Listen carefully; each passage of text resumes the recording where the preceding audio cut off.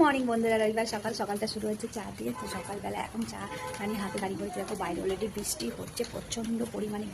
চায়ের সাথে সাথে আছে টিফিনে ঘুগনি মুড়ি। জানো তো আমাদের বাড়িতে প্রত্যেক রবিবারই ঘুগনি মুড়ি বা রুটির সঙ্গে ঘুগনি, মানে রবিবার মানেই ঘুগনি হবে। ঘুগনি মুড়ি খেতে গিয়ে দেখছি আমি ঘুগনিটা নিয়ে চলে এসেছি, কিন্তু আমার বর পেঁয়াজ দিয়ে চানাচুর দিয়ে আরও স্পাইসি করে নিয়ে এসেছে। দেখে আমি বলছি না না, আমি এইভাবে খাবো না। তাই দুটো একসঙ্গে মিশিয়ে নিয়ে ঘুগনি আবার ওরটা নিয়েই খাচ্ছিলাম। তো ঘুগনি মুড়ি খাওয়ার পর মোটামুটি দুজনে মিলে একসঙ্গে কাজে লেগে যাব। কাজটা হলো এটাই যে আজকে ঘর পরিষ্কার করতে হবে। আজকে ভাদ্র মাসের মোটামুটি শেষ রবিবার, আর আজকের পর আমরা টাইম পাবো না। তো রবিবারের জন্যই আমি ওয়েট করছিলাম, কেননা আমার একার পক্ষে তো সম্ভব না পুরো ঘর এইভাবে ঝাড়া। তো সেই জন্যই আমি রবিবারের অপেক্ষা করছিলাম। কাচাকুচি কমপ্লিট করে নিলেও ঘরটা ঝাড়তে পারিনি। তো আজকে ঝাড়বো ফাইনাল করেছি, কিন্তু সকাল থেকে যে হারে সকাল থেকে বললে ভুল হবে, কাল থেকে একইভাবে বৃষ্টি হয়ে যাচ্ছে। তো যতই বৃষ্টি হোক, যা তুফান হলেও আজকে মোটামুটি ঘর ঝাড়া কমপ্লিট করতে হবে, কেননা কালকেরই রান্না পুজো। তো সেই জন্যই বর কাজে লেগে পড়েছে ঘর ঝাড়তে। কাচাকুচি আমি করলেও ঘরটা আমি ঝাড়তে পারবো না, কেননা খাটটাকে তুলতে হবে। খাট তোলা আমার একার পক্ষে সম্ভব না। খাটের প্লাইগুলো তুলে দেখছে জিনিস পুরো এলোমেলো করে, যখন যেভাবে পেরেছি খাটের মধ্যে ঢুকিয়ে রেখেছি। তো ওই জিনিসগুলো একটা একটা করে প্রত্যেকটা বাইরে করলাম। বাইরে করতে গিয়ে দেখলাম বিয়েতে পাওয়া, মানে প্রত্যেকটা জিনিসই আমার এগুলো বিয়েতে পাওয়া। এখনও অনেক জিনিস বিয়ের গিফট আনবক্সিং করা হয়নি, এমনকি বিয়ের বালিশগুলো এইভাবে রাখা রয়েছে। তো দেখো এগুলো আমি সব বিয়েতেই পেয়েছিলাম, কোনোটাই আমার কেনা নয়। তো এরপর বর কী করতে লাগলো, ঘরের প্লাইগুলো সরিয়ে খাটে পরিষ্কার করতে লাগলো। আর আমি বিয়েতে পাওয়া জিনিসগুলো উপরগুলো ময়লা হয়ে গেছে, কাপড় দিয়ে আর একবার ভেজে কাপড় দিয়ে ভালো করে মুছে নিলাম। প্রত্যেকটা বিয়ের জিনিসই কিন্তু ভালো পেয়েছি। এ হকিংসের বলো, স্যামের এটা প্রেশার কুকার, দুটো পেয়েছি। দেখছি স্যামের প্রেশার কুকারও রয়েছে, দেখলাম আজকে হকিংসেরও প্রেশার কুকার রয়েছে, এবং হকিংসের কড়াইও রয়েছে, ছোট তাওয়াও রয়েছে, এবং তার সাথে সাথে বাজাজেরও মিক্সার রয়েছে, আর একটা কি ইন্ডিয়ান কি কোম্পানির দেখলাম মিক্সার। আর এই লাউপলা সেটগুলো, ডিনার সেটও দুটো।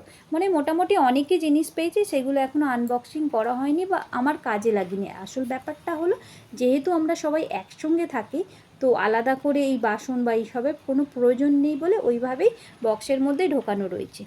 তো এক বছর পর, আগের বছর পরিষ্কার করার সময় হয়তো বের করেছিলাম কি না মনে নেই, এবছর আবার বের করলাম। মোটামুটি খাট পুরো সব জিনিস বের করে পরিষ্কার করা হয়ে গেছে। আবার এই প্রত্যেকটা জিনিস একটা একটা করে ভিতরে ঢুকাতে হবে। আমার বর যতক্ষণ এই জিনিসগুলো ঢুকাচ্ছে, আমি আলনাটা বাইরে পরিষ্কার করে নিলাম। তো ফাইনালি জিনিস ঢুকানো কমপ্লিট। এবার প্লাই দিয়ে খাটটাকে এবার কমপ্লিট করে দেবো, দিয়ে এবার বাইরের কাজগুলো করতে হবে।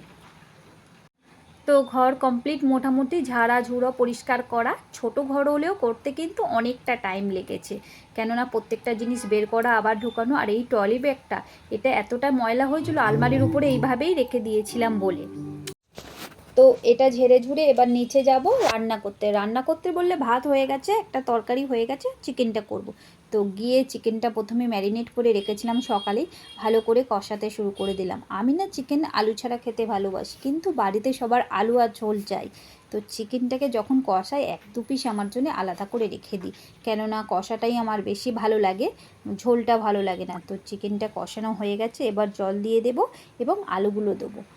আমি গরম মশলা ফোড়ন দিলেও যখনই চিকেন করি, আলাদা করে গোটা গরম মশলা বেটে দিই এইভাবে, কেননা গরম মশলা বেটে যতই চিকেন মশলা দিই, আমার যেন টেস্টটা অতটা লাগে না যতক্ষণ না আমি গরম মশলা এইভাবে সিলে বেটে দেবো। তো দুপুরবেলা খাওয়া দাওয়া মোটামুটি কমপ্লিট হয়ে গেছে, এবং বাইরেটা শুধু দেখো কীভাবে বৃষ্টি হচ্ছে। এখনও পর্যন্ত বাইরের নিচে শুধু জল জমে গেছে, এবং খাওয়া দাওয়া কমপ্লিট। এবার সবগুলো সকাল থেকে দেখো একইভাবে বৃষ্টি হয়ে যাচ্ছে। তো খাওয়া দাওয়া যেহেতু কমপ্লিট হয়ে গেছে, দুপুরবেলা বর বললো লেবুটা সকালবেলা বাজার থেকে এনেছে, এটাই কেটে দিতে। লেবুটা কেটে দিচ্ছি, দিতে গিয়ে যেহেতু আমার বর লেবু কেটেই খায়, কোনোভাবে মেখে খায় না, বলে না মেখে খেলে কোনো উপকার নেই, এমনি খাবি, কিন্তু আমি মেখে খাই। তো মাখতে গিয়ে দেখলাম লেবুর সঙ্গে দুটো গন্ধরাজ লেবু এনেছে। আমি ভাবলাম যাক ভালোই হলো, গন্ধরাজ লেবুর পাতাগুলো আমার কাজে লেগে যাবে। তো আমার জন্যে লেবুটা ওকে কেটে দিলাম, এবং আমার জন্যে মাখার জন্যে ভালো করে ছাড়িয়ে নিলাম। সামান্য পরিমাণে লবণ, চিনি, একটা লঙ্কা আর গন্ধরাজ লেবুর পাতা দিয়ে ভালো করে লেবু মেখে নিলাম। এইভাবে লেবু মেখে কিন্তু আমার খেতে দারুণই লাগে, বলে কোনো উপকারিতা নেই এইভাবে মেখে খেলে, তারপরেও আমি যখনই লেবু খাই এইভাবেই মেখে খাই, আমার ভালো লাগে এইভাবে। তো ফাইনালি লেবু মাখা কমপ্লিট, আমি লেবু মাখা খাই, এবং ভিডিওটা এখানেই শেষ করলাম। পরে আবার কথা হবে, চলো বাই বাই।